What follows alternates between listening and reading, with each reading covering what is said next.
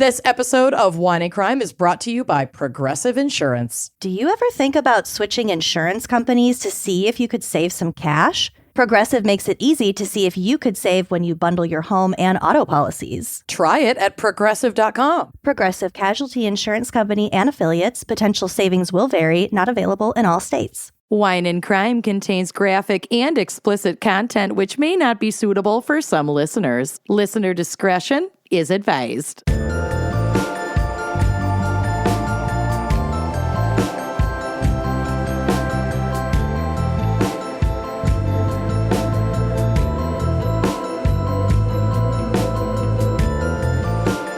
Listening to Wine and Crime, the podcast where two friends chug wine, chat true crime, and unleash their worst Minnesotan accents. You darn tootin' they do.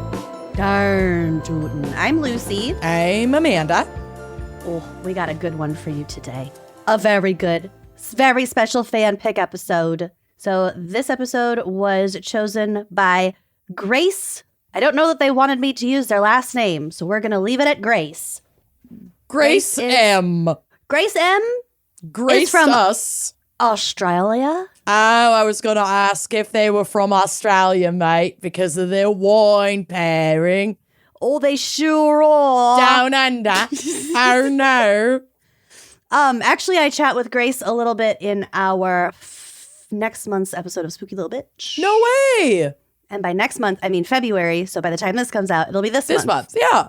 Grace, you're lovely. And Grace has chosen the very fertile fodder topic of He Had It Comin. He had it You know what? A lot of people had it coming.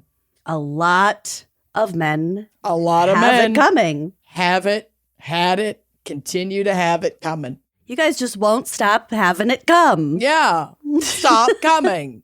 Ew. Please. Please stop coming. Okay. For the love of God.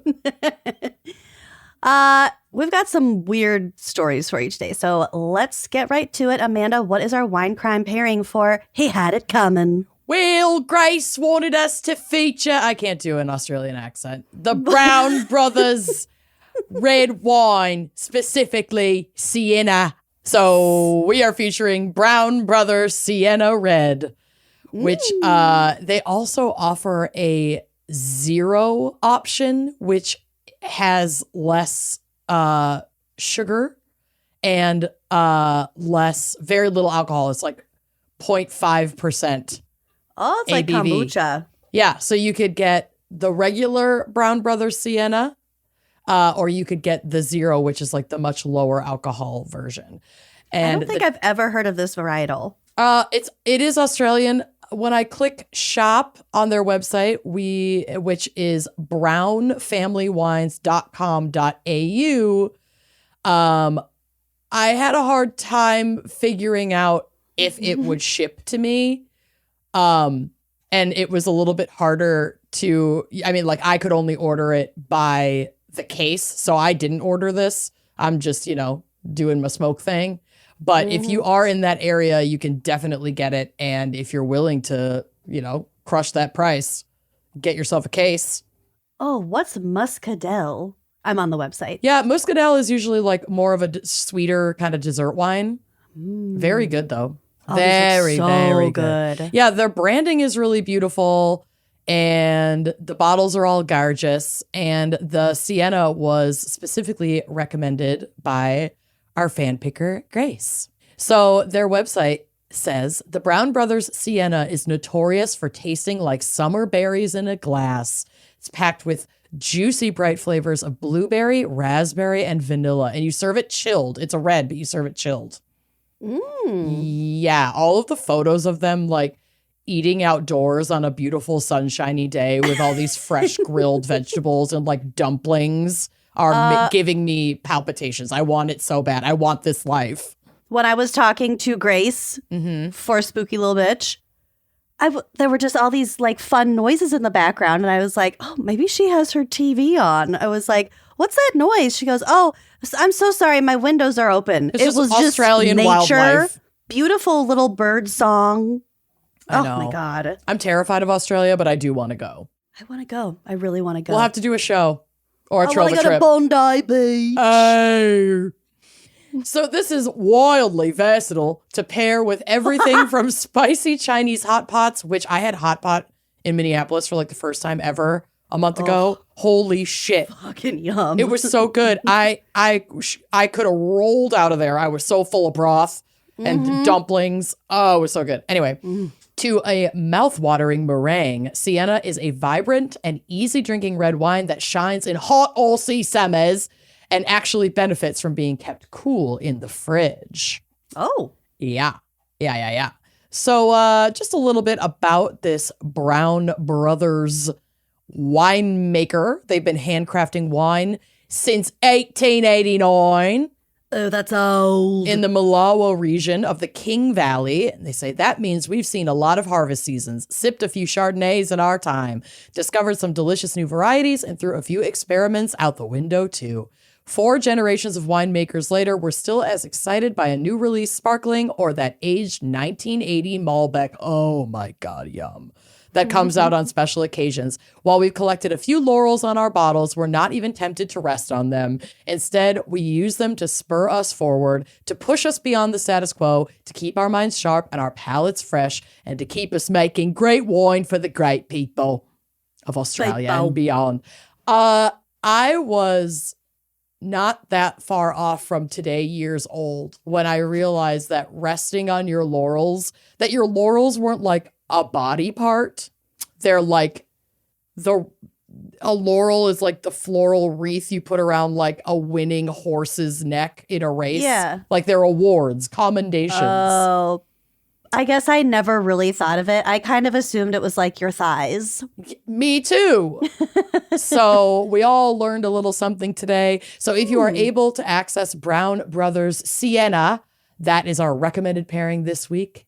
And cheers to all of you, no matter what you're drinking. Yes. Even if it's LaCroix, the limoncello LaCroix is one of my faves. Got my big brother Stan. Big ass Stan, your pass.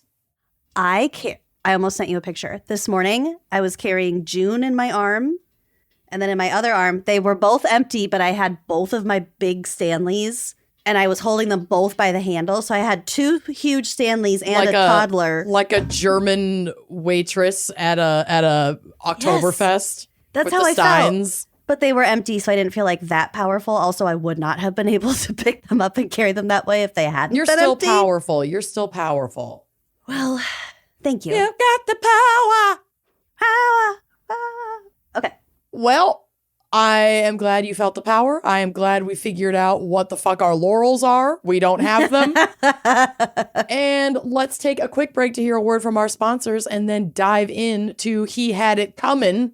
He had it coming. He had it coming all along. I didn't do it. But if I did it, how could you tell me that I was wrong? Oh, God, I was so obsessed with the Chicago soundtrack in high school. Yes. It's really bringing me back. It's great. It's so a fantastic soundtrack. Okay. We'll be right back. Different episode. Did you know that millions of Americans grind or clench their teeth at night and most don't even know they're doing it? I know because it's me. Yeah. So some signs. If you have jaw pain or headaches after a night's sleep, there is a high chance that you grind or clench your teeth. And teeth grinding, also known as bruxism or TMJ, is generally caused by stress, which we have a lot of these days, and it can cause serious damage such as eroding away your enamel and broken teeth, which leads to expensive dental bills. It's just really not pleasant to think about at all. It's not great. It's not great, especially if it goes on for a long time. Mm-hmm. So the solution is to protect your teeth with a mouth guard, but mouth guards like from the dentist can cost you like up to $800 or more. Woof. Yeah, but the good news is there's Remy. Remy makes dental-grade professional quality mouth guards without that painful price tag that is also awful to think about. Mm-hmm. Also gives me a headache. Yep, they're up to 80% cheaper than what you pay at the dentist, and they do not require you to visit a dental office. Love so that. You just go online to their website. They send you an at-home impression kit to take molds of your teeth that are just like custom to you, fit you perfectly. You send those back to Remy, and then their dental team will make you a custom fit guard or set of guards. and send them back to you right away. Remy's guards are so comfortable to wear that most customers forget they're even wearing them. I have some. Yeah. I love it. You sleep great. You sleep great. Can't even tell they're there. Plus, with a 45-night satisfaction guarantee, you can try it risk-free, you can sleep better, and you can decide if it's the perfect fit for you. And if it's not, Remy's got you covered. I very much encourage you to do this, especially if you wake up with that sore jaw. It's not something that you can really like fix on your own because you do it while you're sleeping, you know? Yeah. Mm-hmm. So if you've ever thought before about like protecting your teeth from yourself at night, you got to check out Remy. Remy is for anyone dealing with nighttime grinding, clenching, or jaw pain who wants an affordable solution to protect their smile and say goodnight to jaw pain and headaches. Head to shopremy.com/gals and use code GALS to save up to 50%. That's 50% off at shopremi.com/gals with code GALS. Give your teeth a break without breaking the bank with Remy. And thank you, Remy, for sponsoring this episode. Who doesn't love the good things in life? And, you know, we all enjoy a little luxury, but that does not mean that you can always afford it. Nope. Good thing there's Quince. Quince is the place to go for like the nicest like wardrobe staples you're ever gonna find. Quince is definitely my go-to for luxury essentials at an incredibly affordable price. Seriously, Quince offers a big ol' range of high-quality items at prices within reach, like 100% Mongolian cashmere sweaters from $50, washable silk tops and dresses, organic cotton sweaters, 14-karat gold jewelry. I literally live in my little gold like paperclip necklace that I got from Quince. So cute. Their bags. So cute. Oh, stop. They have so much. They have so much great stuff. And the best part, all Quince items are priced 50 to 80% less than similar brands. And they can do this by partnering directly with top factories, and Quince cuts out the cost of the middleman and passes the savings right on to us. Quince only works with factories that use safe, ethical, and responsible manufacturing practices and premium fabrics and finishes, which I love. I live in my like cable knit Quince sweater, and I am very excited because I know it's February, but spring is coming, and that means I am going to pick up a couple more Quince items for my spring and summer wardrobe. I am super excited to get back into my romper, my striped navy and white romper that I got from them. So cute. It's so cute. It travels really well. I'm obsessed with it. Give yourself the luxury you deserve with Quince. Go to quince.com/wine for free shipping on your order and 365-day returns. That's QUINCE.com/wine to get free shipping and 365-day returns. Quince.com/wine. Today's episode is brought to you by Ollie, clean, fresh nutrition for your dog. In 5 flavors, they'll absolutely flip over. You don't have to be a veterinary nutritionist to know that feeding your dog real whole foods with minimal processing is one of the best choices that you can make for their health. A perfectly portioned, whole, fresh food diet has been proven to extend your pup's life by 2.5 years. Who doesn't want more time with their dog? I really wish I had this when I had my sweet Callie, because she would have gone absolutely ape for it. Oh, she would have. She would have loved it. There are absolutely no harmful fillers, no preservatives. Ollie is made in U.S. kitchens with ingredients carefully sourced from trusted growers and producers around the world. Because the time between Ollie's gentle cooking and your dog chowing down is minimal, they don't need preservatives to extend shelf life. It's essentially having like a private chef deliver food to your door for your dog. I would feed this to my child. Seriously. With 5 protein-first recipes like fresh beef with sweet potatoes, fresh turkey with blueberries, or fresh lamb with cranberries, you might start thinking, dang, my dog eats better than I do. And that's probably true when it comes to Ollie. I do know a couple people, including my mom, who used to cook for her dog. God rest that dog's soul, because it had like a lot of sensitive stomach. And like, this would have been such a game changer. I wish we had known. Absolutely. And it's so incredibly easy to get started. So you just fill out Ollie's 30-second quiz, and they'll create a customized meal plan based on your pup's weight, activity level, and other health info. So cute. So cute. Then Ollie crunches the numbers and recommends the right recipes and daily portions for your little pup based on hundreds of thousands of real dog results. For any first-timers, Ollie will send out your first box with 2 weeks worth of meals and a guide of how to like gradually switch them over to their new diet. Love because that. that's important. Yeah. They consider absolutely everything when it comes to your dog's health, which is so good. Ollie offers 3 meal plans to choose from, so you can choose between a full fresh plan, fresh topper plan, or a mixed plan with their freshly baked recipes for your fur baby. They also have treats and supplements, so explore the whole website. It's incredible how much stuff they have for your dog. They really do. And we know you love your pets. We love our pets. This is such an amazing way to nourish them and show them you love them. Give your pup a fresh start this year by letting them taste test a personalized meal plan with Ollie. Head to ollie.com/gals, tell them about your dog, and use code GALS to get 60% off your first box of meals when you subscribe today. Plus, they offer a clean bowl guarantee on the first box. So if you're not completely satisfied, you'll get your money back. That's OLLIE.com/gals and enter code GALS to get 60% off your first box. Start your dog's new year off right with Ollie. Lucy, what is our background? Maybe psych, maybe a little case. I don't know what you have in store for us for He Had It Comin.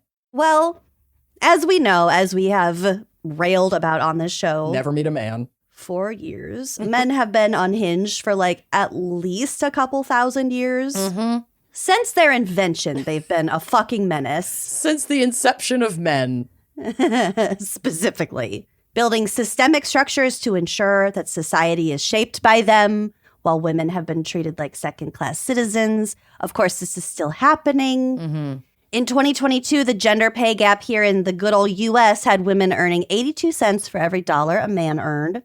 Women couldn't vote till the 19th Amendment that was passed in 1920, and that did not include Black women, Indigenous people, immigrants, poor people, or folks who couldn't read. I feel like if there's one main like through line that we talk about on every single show, it's like this kind of information. Frankly, at this point in our political culture, I don't have the energy to go down that path of research today. Well, and there's so much research out there, and all we can do is encourage you to seek it. Yes. So instead of like stats, data analysis, I instead opted to tell you a few tales of dudes who absolutely had it coming. I love it. I went down a slightly different path too, because, and we'll get to it at the top of my case, but He Had It Comin sent me like what popped up for me was cases of like justifiable homicide. Oh yeah. So that's the path that I went down. Okay. Yeah. Well, self-defense. I think all of these are cases of justifiable homicide. Yeah, 1,000%. So my first little shallow dive for us. The year is 1995. The world had not yet turned into a shit show, so the future still felt fairly like non-apocalyptic. Terry Schiavo is still with us. Terry Schiavo is still with us. I'm still reeling. Obviously, this has been out since this was recorded, but we put a drunk dive on Uncorked for January, and Lucy covered in incredible detail the landmark case, case story of Terry Schiavo, and I was disturbed by it. I mean, I had a visceral emotional reaction that changed every 2 seconds. So if you're not on Uncorked, I highly recommend subscribing so you can hear that, because you had a range of emotions. I lost my mind so many fucking times. So many fucking times. Bet you wish you had PVS. No. No, not enviable. No. Okay. So 2 friends. We got Wanda Toms and we have Maryann Stewart. Okay. They were just graduating from Doris Place High School in Sweetwater, Tennessee. By all accounts, they were just 2 best friends. They snuck cigarettes behind the school together. They were young. They were pretty. They wore crop tops. They had like fun hair. They were the cool girls. It's giving Goodbye Earl by the Chicks. So they both participated in their rabbit breeding programs at their 4-H club. They were quite outdoorsy. I love a 4-H bitch. So they graduate. Maryann leaves their small town to chase her dreams in Atlanta, where she got an internship for a state senator. Damn. Wanda stayed back home. She had like ailing parents. She had to kind of look after them. She wasn't ready to leave her community. In 1997, Wanda marries a real piece of shit. Earl. Like, he's very physically abusive to her right away. He was also reportedly a big drinker. That did not help the situation. So in what is tragically a non-unique story, Wanda begins to hide her injuries by wearing like makeup on her body. And dark glasses. I can't stop hearing it. Long sleeves, even in the hot, hot Tennessee summer, etc. She didn't want her coworkers to see it. She didn't want people at church talking. So she very much kept it to herself. But after a few years of this bullshit, she decides she's finally had enough. And she serves her POS husband with divorce papers. And as we know, this is always a very scary time when someone's trying to leave their abuser. So she also had a restraining order put into place. Good for her. She also requested for the police to like do checks on her, like, you know, just drive by the house, park on the street periodically, that kind of thing. But there's no evidence that that took place. So, of course, what happens next is tragically predictable. Her husband ignores the restraining order and proceeds to injure her so badly that she is hospitalized for nearly a week. Oh, God. So keep in mind, this is only 5 years after they graduated high school, and the two women are still extremely close despite the long distances. She's so Maryann, young. 21. Yeah. Here's what happened and immediately flew back to Tennessee, goes straight to the hospital to be with Wanda. And this is where things pick up a little bit because Maryann is big mad. Soon after Wanda is released from the hospital, she goes home where her fucking abuser is. Maryann is staying at her parents' house, so she's still in town. She's keeping tabs on the domestic situation, but she's not like In the house. staying with them or No, anything. she's just close by. So what happens. Eventually, the cops kind of put two and two together and they're like, oh shit, that dude violated his restraining order. You don't say. Better go pick him up. So they go to the address that they have on file. Wanda says that he's not there and actually hasn't seen him for quite a few days. But because they also have this information that he was served with divorce papers, everyone just kind of agreed that he moved out, he left, she was better off, everything is now fine. So the cops they were like, splitting up. He fucked off. They don't have kids. they don't have kids. He just left. Yep. So his boss actually reported him missing after he missed a full week of work and like no one could get a hold of him. So at this point, he's technically a missing person. But again, he was just a real fucking prick. Yeah. So people weren't really looking for him because they just assumed he had just fucked off. He was just a piece of shit. He like didn't have any friends. No one liked him. He was replaced at work very easily. The world moved on. They're like, oh, he didn't show up. Oh, no. Next. Yep. Like, I'm kind of shocked that the boss even reported him missing. Right. So in what I can only describe as a beautiful expression of the power of womanhood and friendship, the two gals buy some property together and they open up a little meat and produce co-op in the country. Oh, my God. I love them. 8 years after he disappeared, some young girls were out fishing in a nearby lake when they snagged what they thought was just a boot. It turned out to have most of a human foot inside. Yeah. So they called the police, and divers recovered the body of Earl Lee Mason Jr. I think this song is literally based on this case. The autopsy showed crazy high levels of thallium, because the only thing in his stomach appeared to be black-eyed peas. You Investigators bitch. You believe bitch. that Earl had been poisoned by his wife and her I thought friend. this was real, you bitch. Then they put him in a trunk, wrapped him in a tarp, and dumped him in a lake. Fortunately for Maryann and Wanda, the entire police force and the medical examiner were all women, and they conveniently forgot to press charges. It seemed like everyone agreed that Earl had to die. Okay, clarify for me. Is any of this based on a true... It's all made up. You did this. Okay. He had it coming. Okay. Well... If I'm not getting duped by AI, I'm getting duped by my own alleged friend. To be fair, that was Ben's idea. God damn it, Ben. He's also my alleged friend. Yeah. Well, guess who else had it coming? Ben. I tried to add like really misleading specific facts. Yeah, I kept being like, wait. Was that song based on a true story? My mind was about to be fucking blown. No, but apparently when that song came out in 1999, there were some radio stations that didn't want to play the song because they had viewers that were upset about it. And I would how dare you glorify killing your abuser Oh, no. How awful. You know, all of those listeners were men. I'm sure. But yeah, it was such a popular song and it's so catchy and like, it's like the best karaoke song, but it's about horrific domestic violence and then like retribution. Yeah. So thanks, Ben. We tricked her. Okay. My other two stories are real.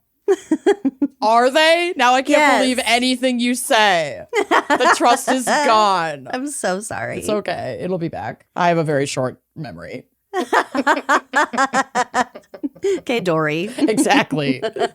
I am exactly the kind of person you want to be in a minimal fight with, because I'll probably forget what the fuck we were even talking about. Yeah. Yeah. I'll get over it. I won't remember it. Perfect. So this next story is going to take a sharp turn from our last section. Very much extrajudicious community action. So brace yourself for some heavy statistics revolving around the country of India and the prevalent sexual violence and assault of women that happens there. So these stats are all pulled from Reuters. In 2012, so this was 13 years ago, the number of rapes reported in India was a staggering 25,000, over 25,000.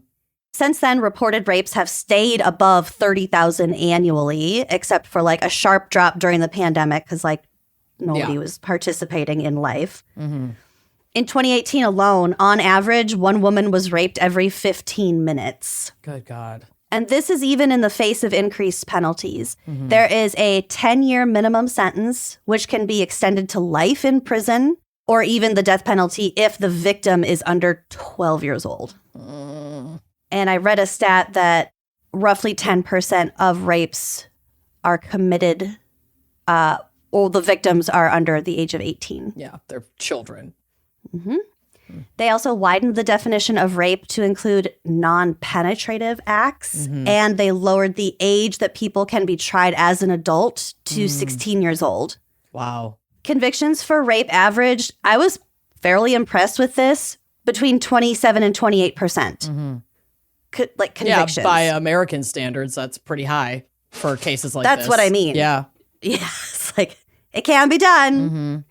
We can do better than like the fucking 8% or whatever it is. In the face of this overwhelming data, women have begun to take matters into their own hands, and I cannot express how happy this makes me and also how sad it is that they even have to do this. Yeah.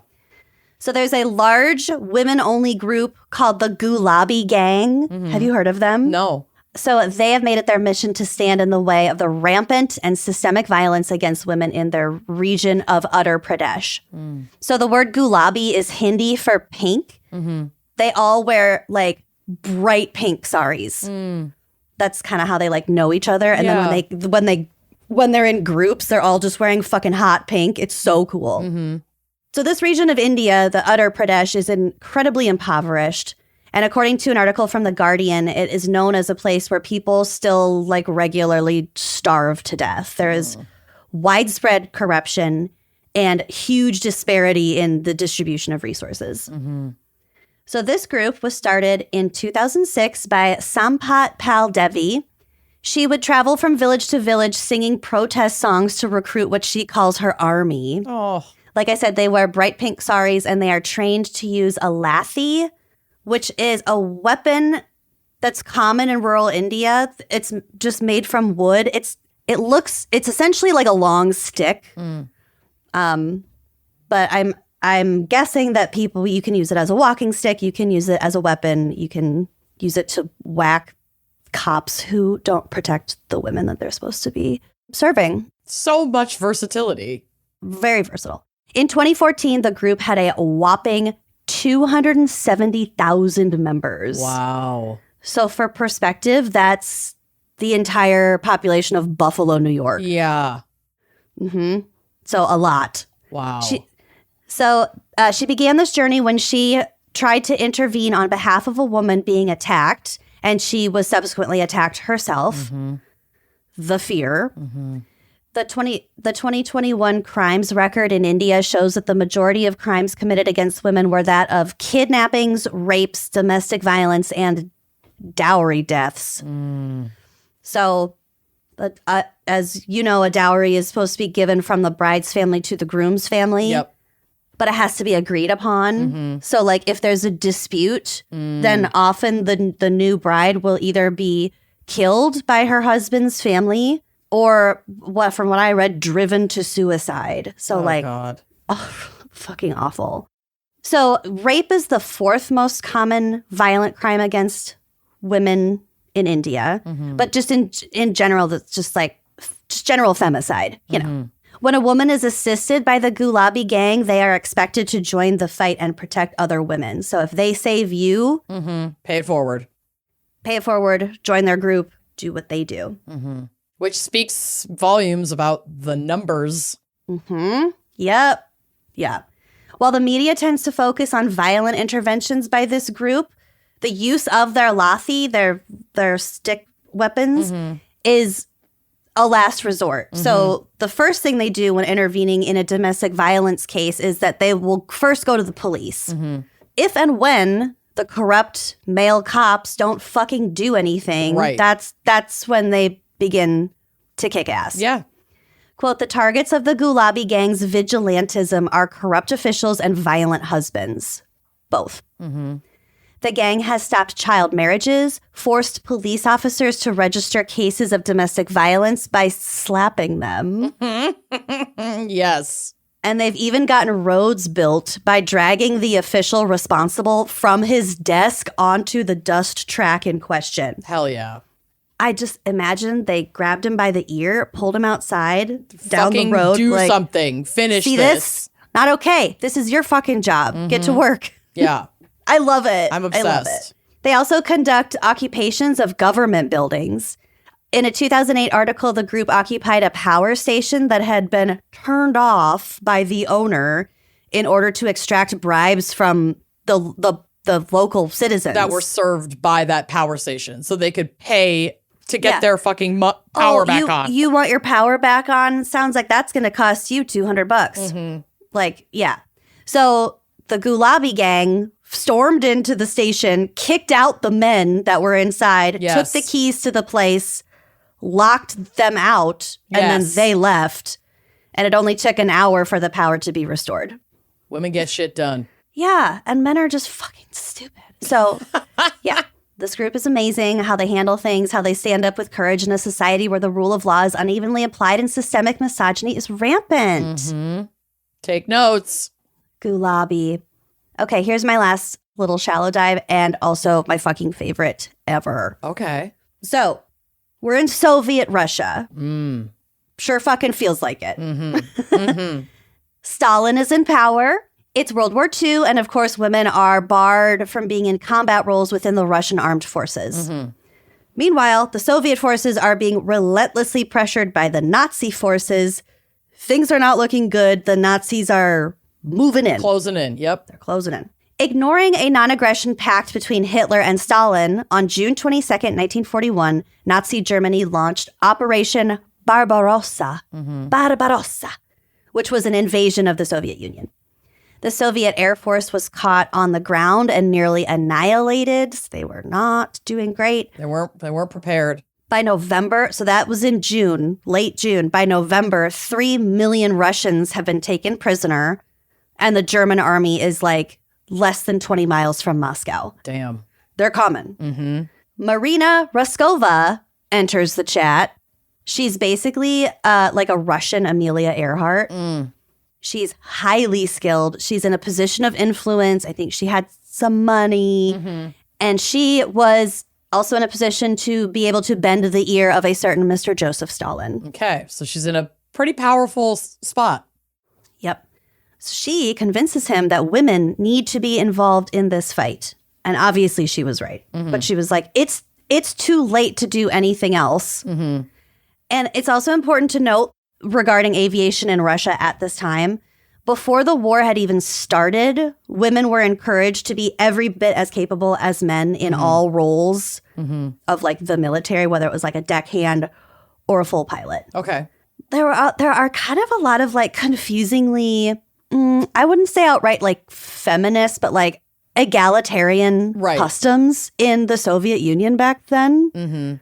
I don't know. Every time I hear something like that, it just like catches me off guard for obvious reasons. Yeah. Well, and I mean, a lot of it was also like a numbers game. We need the bodies. Labor. People were dying every day. And there were able-bodied women who some probably wanted to contribute, some maybe didn't, but you know, those were the cards they were dealt. In their society, then, it wasn't considered quote unquote healthy to openly discriminate. So, okay. So what does this mean? It means that in 1940, 1/3 of all trained pilots in the Soviet Union were women. Wild. So, of course, she's like, this kind of makes sense. Yep. You're ignoring 33% of your force, and we're getting squashed. So Stalin approves, and on October 8th, 1941, an order was issued to deploy 3 women's Air Force units, including the 588th Regiment. The regiment, which was formed by Raskova and led by Major Yevdokia Bershanskaya, nailed it, was composed primarily of female volunteers in their late teens and early 20s. Damn, so young. These were bad ass bitches. Another source says that when Raskova put out the call for volunteers to join, she received thousands of applications. And these weren't just for pilots, but also for support roles like mechanics. They were going to fill all the, I mean, they were completely skilled for all of this. Yeah, they knew their trained shit. for it. They were the first women military pilots to directly engage the enemy in combat. And wow. Okay, these are from like little sections from the Wright Museum. And I don't know why they just seem so cheeky. I love them. Okay. Quote, because the Soviet Air Force had no females up until then, the women were given old men's uniforms. Not old men's uniforms. No. Old. Yeah. Men's vintage, uniforms secondhand. that were old. These clothes were often too large and baggy, and the boots were sometimes so oversized that the women tore up their bedding and stuffed it into their boots to make them fit better. Some also cut their hair short to appear like men, but they also painted flowers on their planes and used navigation pencils to color their lips to add a feminine touch to the war. I love that. Officially, the women were treated just like their male counterparts, except they were given more soap. Yep. Oh my God. Let's be honest. They asked for soap more frequently and were given the soap they asked for. And it just happened to be more than the men asked for. I guarantee it. They were each given 600 tampons a month. 500 tampons. And then asked, would that be enough? Is that a song? That's this viral song that this woman wrote after NASA sent a woman into space and asked how many tampons she would need. Sally Ride? Yeah. Is that enough? I don't know. Oh my God. I didn't know it was a song. I mean, it was like a TikTok video. She like went viral on the internet for making this song. It's like a pretty recent thing from the last couple of years. Okay. I'll look at it. Also, I'll find it and send it to you. Perfect. So again, it feels weird to like root for the Soviets, but I always forget that they were our allies in World War II. Right. Technically. Okay, so of course there are not enough planes for all of these women. So the women were relegated to using the Polikarpov PO2 biplanes that were primarily used as crop dusters. Oh, wow. So this is again from the Wright Museum. The plane was like a death trap waiting to spring. Some women likened the rickety PO2 to a coffin with wings. Oh, God. Because the plane was made of plywood with canvas stretched over it. Well, yeah. I mean, these crop dusting planes are meant to not even get that high off the ground. So that like if and oftentimes when they would crash, it wasn't such a dire situation. They're being used in a completely different way. That would be terrifying. During World War II against these like German bombers and stuff. That's scary. If a tracer bullet struck the plane, it could easily burst into flames. The plane's top speed was 90 miles an hour. And it could only carry 2 bombs, one under each wing. Wow. The weight of the bombs plus the crew forced the plane to travel low, which allowed it to be spotted very easily by the enemy. Mm-hmm. Because of those handicaps, the planes could only fly at night under the cover of darkness. Wow. So this is where it gets super fucking cool. These women learned to use the plane's disadvantages to their benefit. So a little bit technical here. I'm going to tell you about how their attacks worked without super explaining the aeronautical mechanics of I will combat make sure flight. not to ask a single clarifying question. You got this. Perfect. Okay. So the plane flies too low and can easily be spotted. So again, they can only fly at night. The plane was also exceptionally maneuverable because it was so slow. So its maximum speed was slow enough that it was slower than the stalling speed. Again, it's okay. It's technical. It's essentially talking about the angle of attack for air combat. So it was slower than the stalling speed of the German fighter planes, which actually made them harder to shoot down. Yeah, because the German fighting planes are like too fast to stay locked onto them. Yup. They're like literally flying under the radar. Yeah, and that's even if they are seen. Right. So what they would do is that they would cut their engines and glide to their bombing target. And then they'd be real quiet coming in. So the only noise was like the wind from like the actual wind hit on the airplane. Uh-huh. Nazi soldiers likened the sound to witches' broomsticks. Hell yeah. And that is how they earned the title the Night Witches. Stop. That's what they were called. The fucking Night Witches. Incredible. So here's a couple really cool facts about this group. Through the course of the war, this regiment flew in 23,672 sorties. And a sortie is an attack from a position of defense. Wow. So they ran a lot of these attack drills, basically. Not drills, Yeah. but like actual attacks.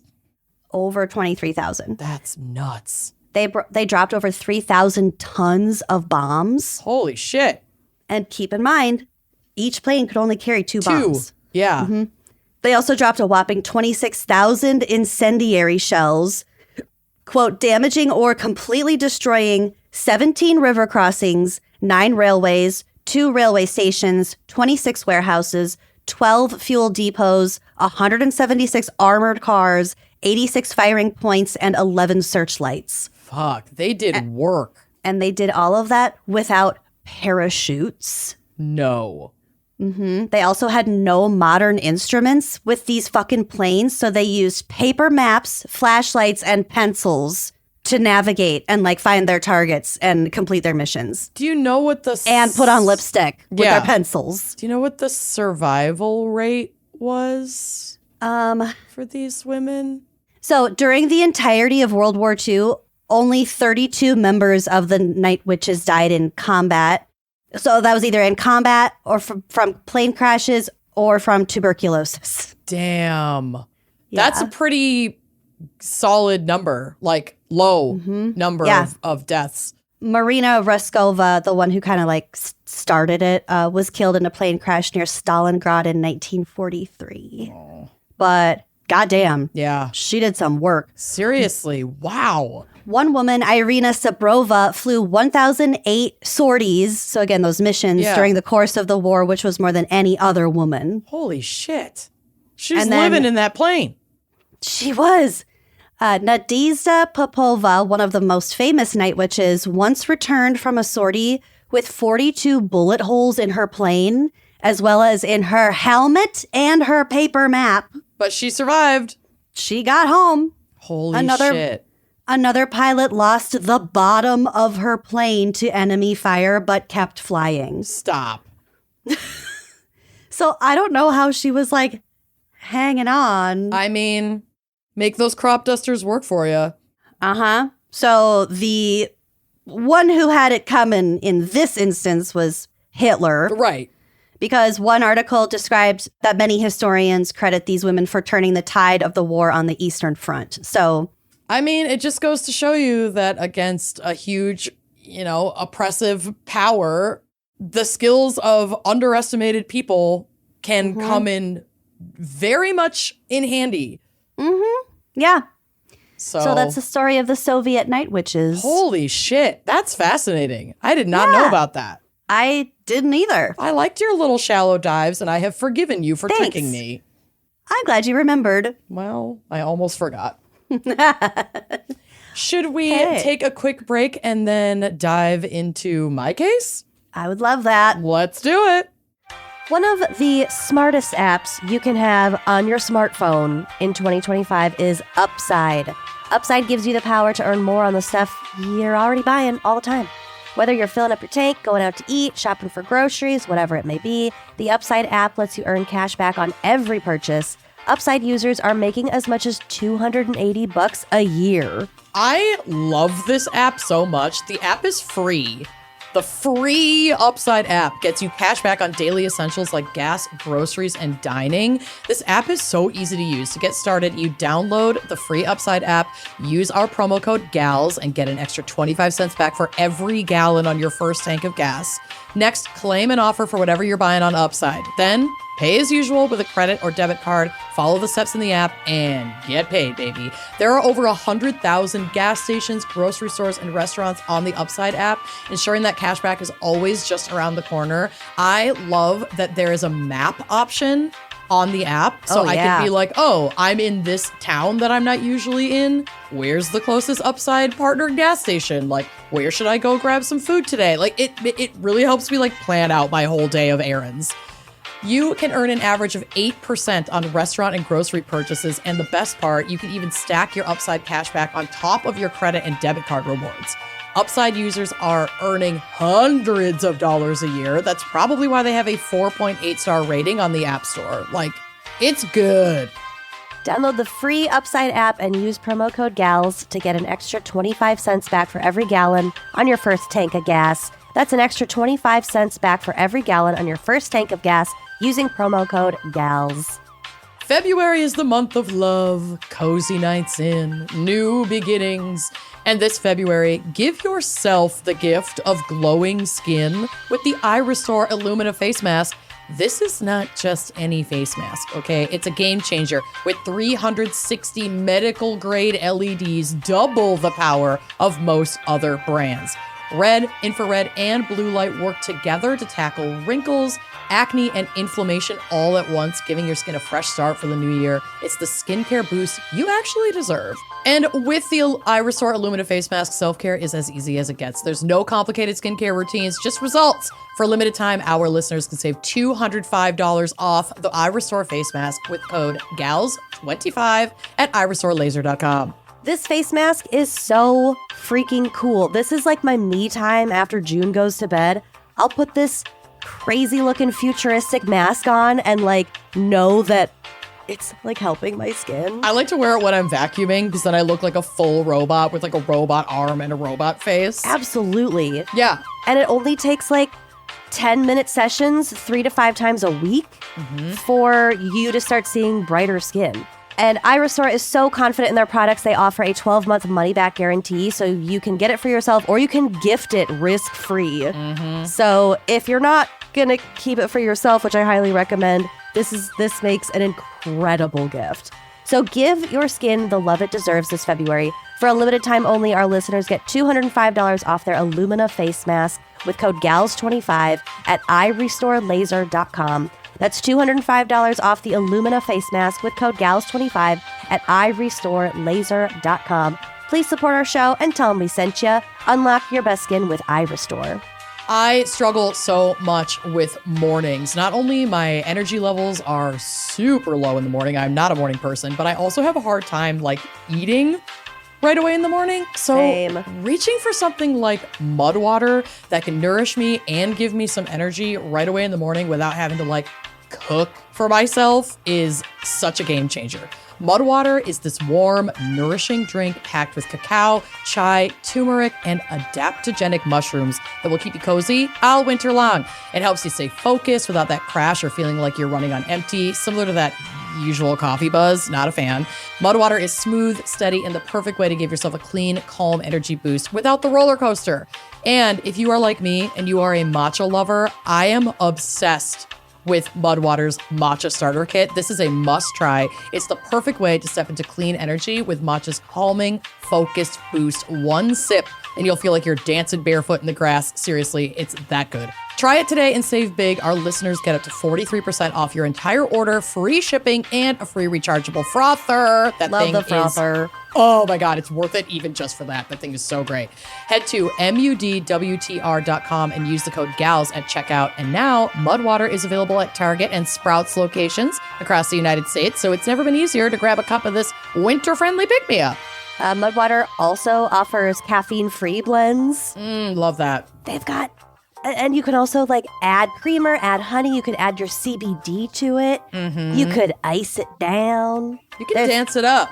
Dance it up, ice it down, do whatever. They're ready for anything.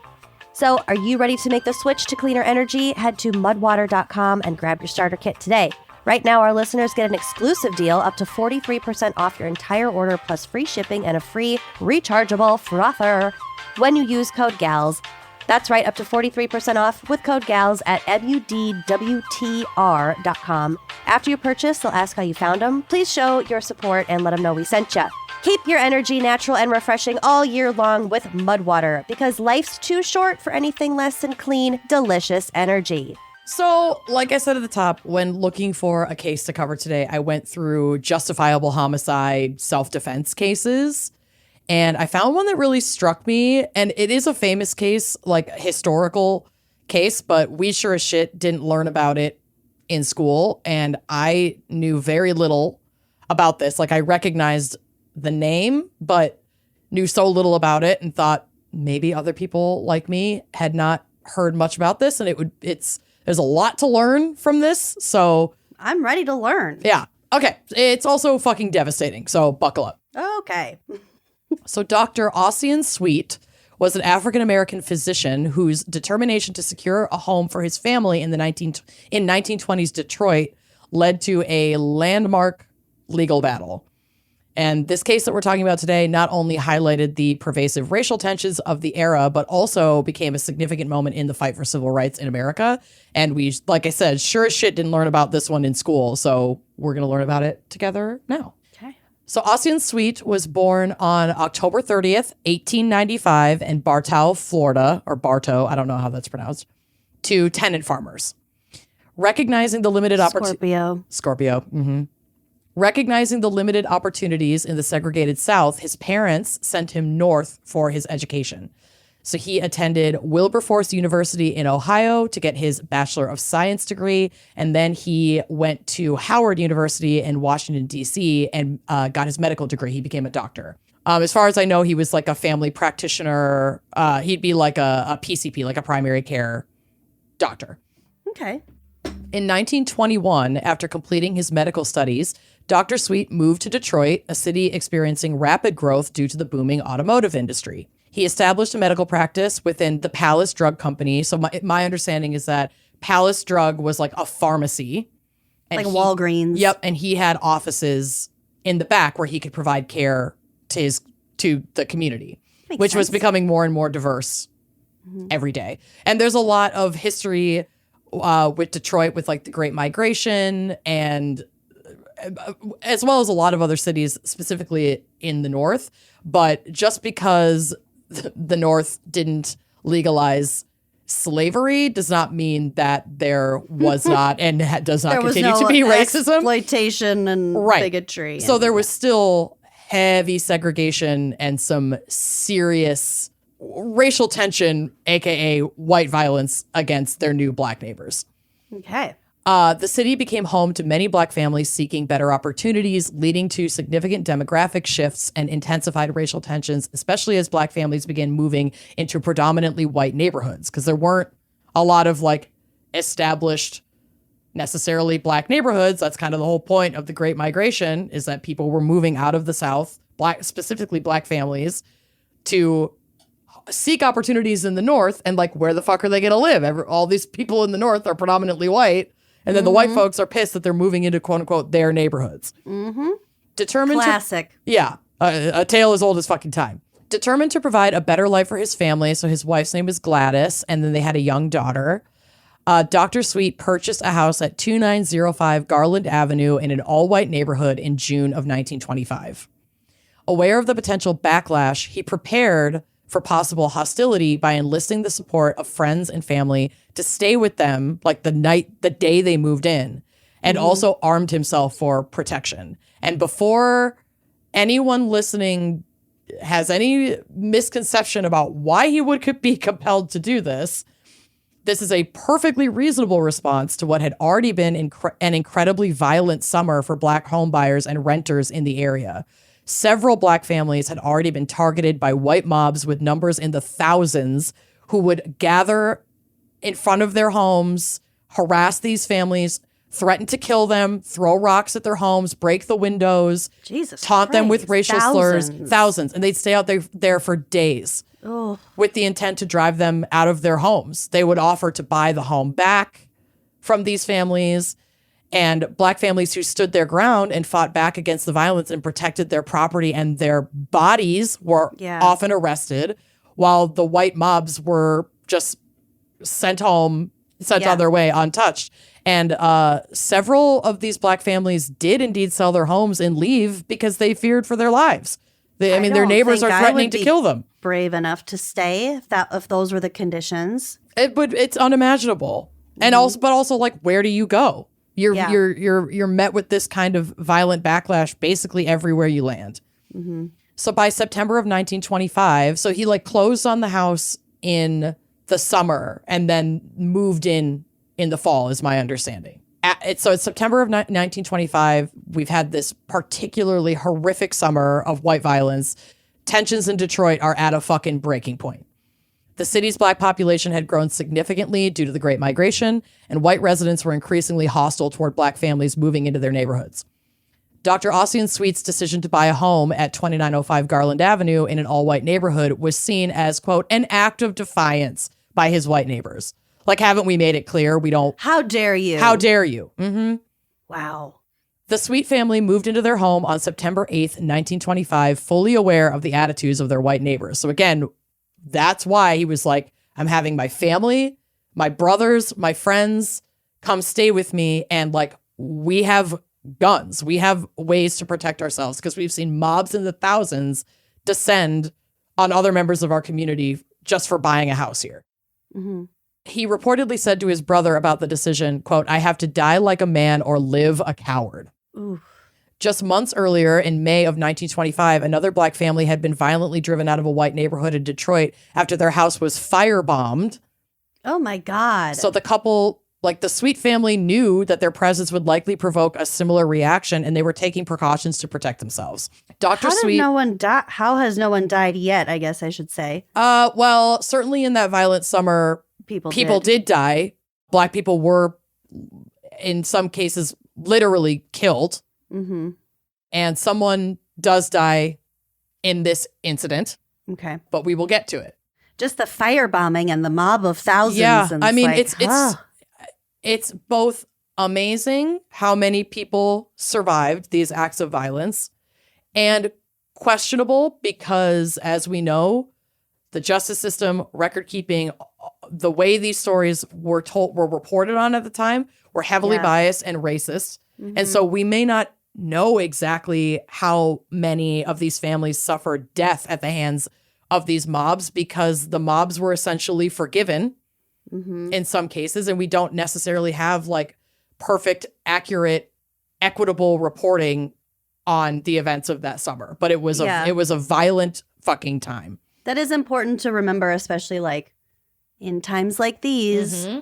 The way that we tell stories is the way that people 100 years from now will be. That's how they're going to see it. Mm-hmm. Mm-hmm. So Dr. Sweet asked his younger brothers, Henry and Otis, and several close friends to stay in the house with them. They brought firearms for protection, fearing they might have to defend themselves, and they were right to fear this. So this is the first fucking night that this family is sleeping in their home. The first night in their home, a crowd of white residents gathered outside. Although there was shouting, no physical violence erupted that first night. However, the next day, tensions escalated dramatically. By the evening of September 9th, a crowd estimated between 500 and 1,000 white people from the community, neighbors, locals, had assembled outside the Sweet family home. They were shouting racist threats, demanding that the Sweets leave the neighborhood. Many of the white residents in the crowd belonged to neighborhood improvement associations, which are which HOA. their mission was quite literally to keep black people out of the neighborhood. Mm-hmm. They were actively working to keep black families out of white areas. These were like city sanctioned organizations. Yeah, that was their mission statement. Yeah, essentially. I mean, it was not a secret. It's like, we want to have cute flowers on the boulevard, and also our top agenda item is not letting black people buy homes in our neighborhood. Yeah. According to later court testimonies, white men in the mob began throwing rocks and stones at the house, shattering windows, and pelting the walls.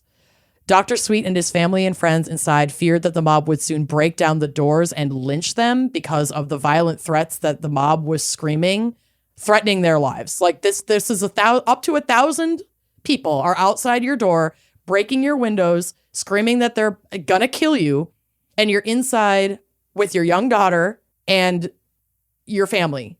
And they'd closed the blinds. They had not spoken to any of their fucking neighbors. They just moved in. That's it. That's all they did. It has to be so fucking traumatic. It would be, I mean, we'll get to the aftermath of the trauma, unfortunately. Dr. Sweet later recounted in court, quote, "I knew that these people were going to try to destroy my property. I knew that they were probably going to take my life and the lives of those who were with me. I wasn't at all certain that I could protect myself, but I was certain of one thing. I was not going to run away. I had a right to defend myself, and I was going to defend myself." Fucking period, full stop. At some point during the attack, gunshots were fired from inside the house from like an upper window. It's unclear who fired the first shot, but witnesses reported hearing, quote, several shots ring out. 2 white men in the crowd were hit. Leon Briner was shot and killed, and Ernest McGinnis was wounded but survived. And like Lucy said about the Nazis, to clarify, these are the he's who had it fucking coming. These are the he's. I shed no tears for these fuckers who died / got wounded, or any of the other fuckers that were complicit in that mob. Not a one, because it's their fucking fault that this happened. Yeah. Immediately after the shooting, police stormed the house because police were also like part of the mob. Yes, the call is fucking always coming from inside the house, but like they're there, quote unquote, monitoring the situation because it's escalating. But of course, it isn't until they're not stopping this white mob from essentially trying to break the door down. This mob of people is trying to break down the door to your house. Like, you better fucking believe I'm shooting out the window. I'm not gonna let you just come in here and drag me out and kill me. Like, with fuck my family. that. But the cops won't intervene then. They don't intervene until the shots are fired from inside the house, which means it was the black folks who shot at the white people. Well, better do our jobs now. Yeah, and now suddenly arrests are going to be made. So they went into the house and arrested all 11 black occupants, including Dr. Sweet, his wife Gladys, their little daughter, How old is she? I think she was like 11, maybe 12. She was young. His brothers, Henry and Otis, and several friends. Despite the fact that the house had been under attack, all of them were charged with first-degree murder. All of them were charged? Give me a fucking break. Nope. The police also did not arrest anyone from the white mob outside of the Sweet home. Instead, they placed all of the black occupants in jail, assuming their guilt, including their daughter. The 11-year-old girl. Oh, my fucking God.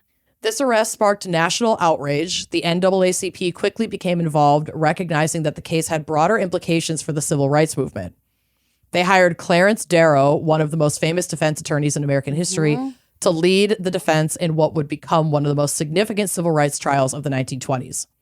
Darrow's involvement signaled that this case was about more than just one family. It was a battle over the fundamental right to self-defense and racial equality under the law.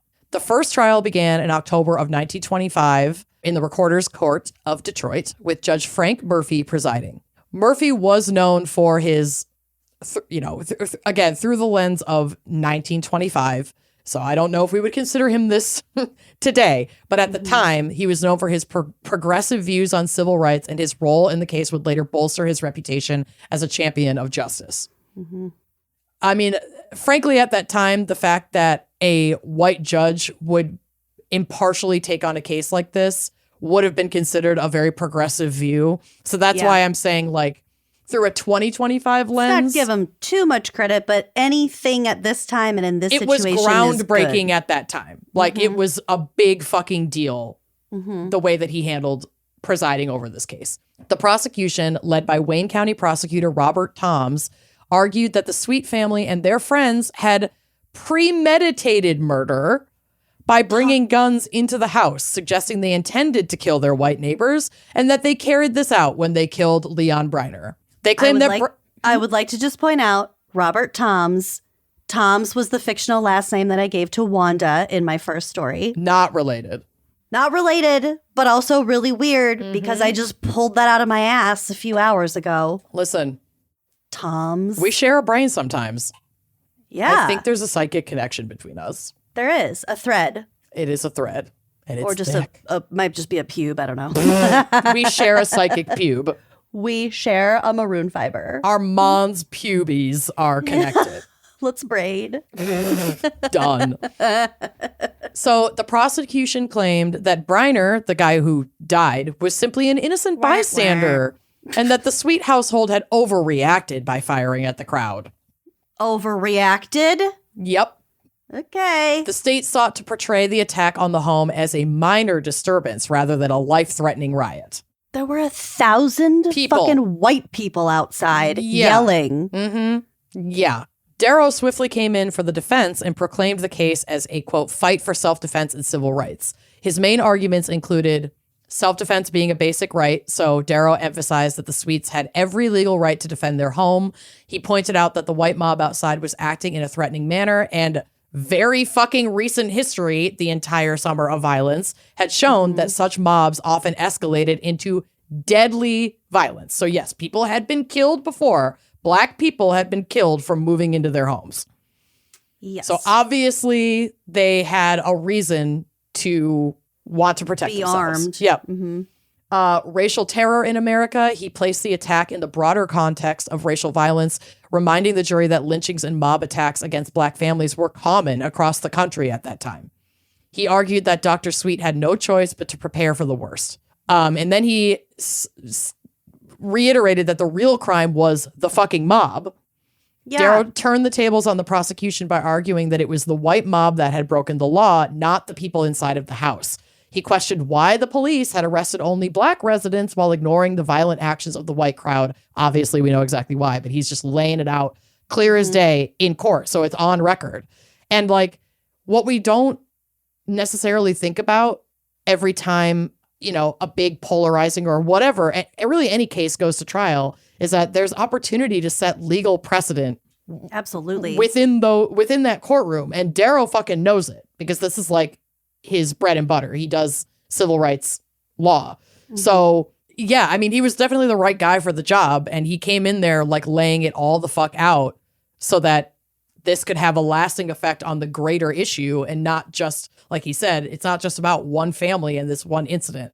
So after several weeks of testimony, the jury deliberated but failed to reach a unanimous verdict. A mistrial was declared, and that outcome was seen as a partial victory for the defense, as the prosecution had hoped for a quick conviction, and they didn't get it.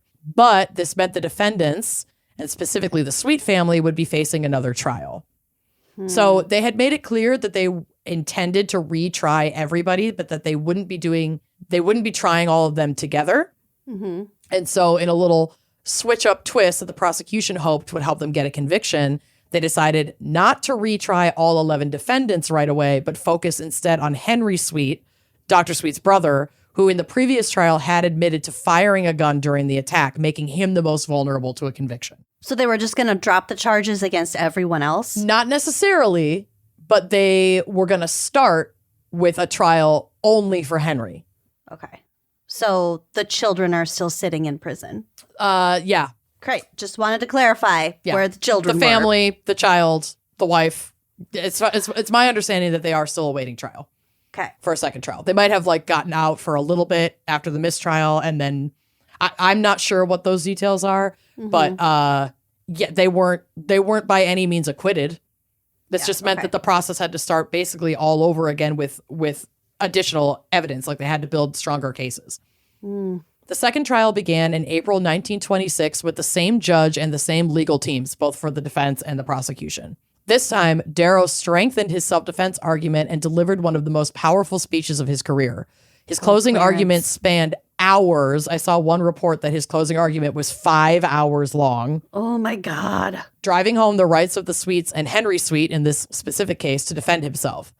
Quote, every human being who has a home has the right to protect it. If this is a land of liberty, if it is a land of justice, then tell me that this boy must go to prison for something he would have done if he were white. So emphasizing that if the Sweets were white, there would have been no trial at all. There wouldn't have been a mob. There wouldn't have been a mob in the first place. That's his next point. He drove home the violence of the white mob, who the defense had spent the last week describing to the jury as neighborly. So this is an excerpt from his closing argument. That kind of is how I communicate with my back neighbor. Well, that's different. She's the aggressor. She really is. So yeah, this is another excerpt from his closing argument. Oh my gosh, I can't talk. Blanche. The fuck was that? Blanchard. He is losing his goddamn mind over his fruit salad that I made him. He's so happy. He's not even eating it. No, but he went downstairs to have more bites and then just jumped back up. I don't know. He's a lunatic. Freak. I love him. Okay, quote. Gentlemen, does anybody need to argue to you as to why those people were there? Was my friend Maul, one of the defense or prosecution attorneys, even intelligent when he told you that this was a neighborly crowd? I wonder if he knows you better than I do. I hope not. A neighborly crowd, a man who comes to your home and puts a razor across your windpipe, or who meets you in the street and puts a dagger through your heart, is as much a neighbor as these conspirators and rioters were who drove these black people from their home. Neighbors, eh? Visiting, bringing them greetings and good cheer. Our people were newcomers. They might have needed their larder stocked. It was a hot night. The crowd probably brought them ice cream and soda and possibly other cold drinks. Neighbors, gentlemen, Cold neighbors. They were neighbors. A delicious Chinese meal. What is the charge? Eating a meal? They were neighbors in the same sense that a nest of rattlesnakes are neighbors when you accidentally put your foot upon them. They are neighbors in the sense that a viper is a neighbor when you warm it on your bosom and it bites you. And every man who knows anything about this case knows it. You know what the purpose was. So he's just driving home that, like, bitch, you know why the fuck these people were there. Yeah. And they were not invited, and they were not there to drop off ice cream and soda. No. Like, don't insult all of our intelligence by listening to the prosecution's neighborly, quote unquote, version of events. That's fucking bullshit. It wasn't a sig heil. Right. He was throwing his heart out to the crowd. Like, y'all, believe your eyes. Yeah. So I did link the full closing argument in my sources if anyone has the stamina to read through it. I read a bunch of it. It's quite compelling. And, you know, the defense was clearly compelling as the jury voted to acquit Henry Sweet, agreeing that he had acted in self-defense. So that pretty much cleared everyone else. Yep. Following his acquittal, the prosecution dropped all remaining charges against the other defendants, including Dr. Ossian Sweet and his wife and child. And so while legally victorious, the case took an unimaginable physical, emotional, and financial toll on the Sweet family. This is really fucking sad. So just, you know, you want there to be a happy ending for this family, but after what they've endured, it's like, how? Yeah. How could there be? The damage was already done, you know? So Dr. Sweet's wife, Gladys, and their daughter, Iva, both contracted tuberculosis while they were in jail. And they later both died from the disease. Oh my God. Because they were in prison for no fucking reason. Yep. So that is, in my view, unquestionably state-sanctioned death. It's essentially execution. They were imprisoned unfairly, not given proper care, and they died as a result. The legal fees and stress bankrupted Dr. Sweet, forcing him to sell the Garland Avenue home. Despite his acquittal, Henry Sweet struggled to find work and largely faded from public life. And Dr. Ossian Sweet continued practicing medicine as long as he could, but never fully recovered from the trauma of this event. And in 1960, he died by suicide. Oh my God, the whole family just fell apart. Yep. Yeah, they were destroyed. And they did all end up dying. Mm-hmm. I feel like, again, Terry Charvo, I feel like Shivo. Sorry. We've been having conversations lately about cases that become like world changing and policy changing, and how like the martyred victims in these cases never asked for or consented to this. How they were just people who wanted to live their fucking lives and be left the fuck alone. And that is Rock Hudson. Yeah, that's certainly what the Sweet family wanted. And what happened to them is horrifying. And, you know, if there's anything you can take from that, it's that their legacy shaped the Fair Housing Act of 1968, which is a law that is under threat under the current administration, making this case as relevant today as it was then. So the Fair Housing Act, for anyone who doesn't know, was signed into law on April 11th, 1968, and was one of the most significant civil rights laws in American history. It aimed to combat housing discrimination and ensure that all Americans, regardless of race, religion, or national origin, had the right to buy, rent, and live in housing free from discrimination.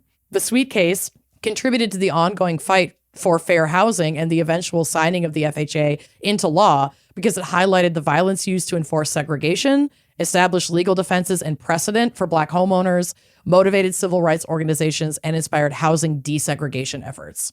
Dr. Ossian Sweet's case was an early battle in a long and continuing war for racial equity in America, and while he and his family suffered unimaginably, his courage laid the groundwork for future civil rights victories.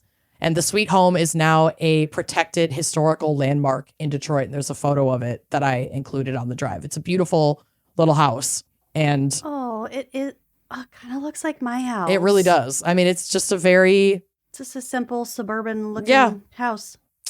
Anyway, so that's my case. Great. Good. I saw that and I was like, I can't believe we weren't taught about this. But of course I can believe we weren't taught about this. Yeah, I don't remember that from school, but what was that? It's like a Amazon Prime TV show about a Black family who moves into a white neighborhood, and it's like supernatural mixed with the horrific racism of like the 50s. That's what I was picturing the whole time, and I think I did Google the Dr. Sweet and kind of read about it, but I didn't know about the trial itself. Yeah, or that his whole family died.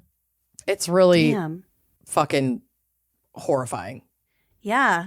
We have been talking a lot about landmark fucking... Yeah. Well, I mean, it just feels very topical to revisit history so that we are not doomed to repeat it over and fucking over again, which is why this administration doesn't want us learning. That's why they're banning books. They're trying to do away with Black History Month, DEI. All of these things are to keep us stupid and complacent so that, you know, fascism can fucking thrive. So let's not comply with that. Yeah. Especially not in advance. No, don't comply in advance or in real time. Yeah. Get your Lathy out and slap the cops. Slap the cops, but the cops. Definitely carry a stick around. Carry your stick. Do what you got to do. I'm not trying to minimize like a traditional Indian weapon. No, I'm saying fucking do it. I'm all about it with a full throat. Get him. Fucking get him. Got him. Well, thank you, Grace. Yes, for Grace, this wonderful topic. You sent us down some rabbit holes, and it was fascinating. Very. And educational. And thank you for listening to our show. Just a reminder that if you would like to access this episode ad-free, you can head on over to our Uncorked page. Yes. Check that out. Get on Uncorked. There's so much bonus content on there, too. Like my spooky little bitch with Grace. Oh, I can't wait. Okay, thanks for listening, and we'll see you next week. Bye-bye. Thanks for listening to Wine and Crime. Our cover art is by Danielle Sylvan. Music by Phil Young and Corey Wendell. Editing by Jonathan Camp. Our production manager is Andrea Gardner. For photos, sources, and other resources, head to wineandcrimepodcast.com. You can follow us on all the socials at Wine and Crime Pod. If you'd like to show your support and get access to all sorts of wine-fueled bonus content, check out our premium channel at wineandcrimepodcast.com/uncorked. Cheers!